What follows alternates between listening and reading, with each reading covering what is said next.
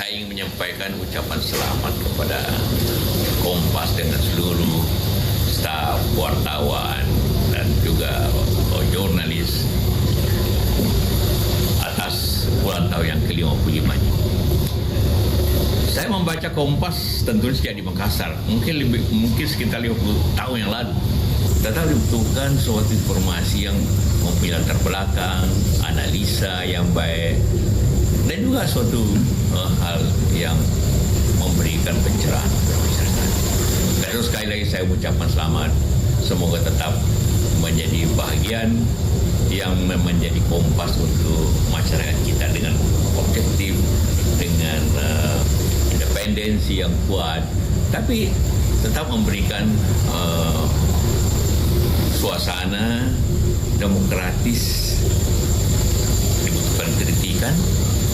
Setiap demokrasi membutuhkan suatu pandangan yang mungkin berbeda, tapi harus diterima. Tapi secara itulah harapan saya. Selamat sekali lagi.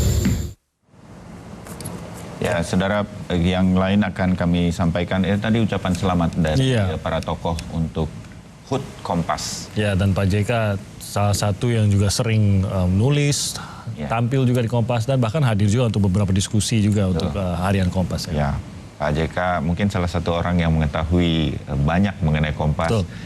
Lebih daripada karyawan Kompas sendiri, Pak JK. Selamat pagi, Pak JK. Terima kasih ucapan selamatnya, dan masih banyak tokoh-tokoh lain yang akan satu persatu kami hadirkan ucapan selamatnya untuk hari ulang tahun Kompas.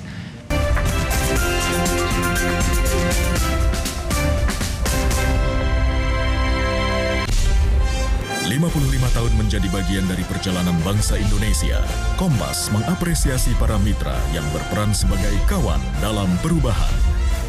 Ikuti penganugerahan cerpenis dan cendekiawan, musikalisasi puisi, dialog lintas generasi, satu meja spesial. Meriah dengan penampilan Tulus, Yura Yunita, Sri Hanuraga, dan Nice Kartun. Bersama Daniel Mananta, Glory Oyong, dan Budiman Tanurjo.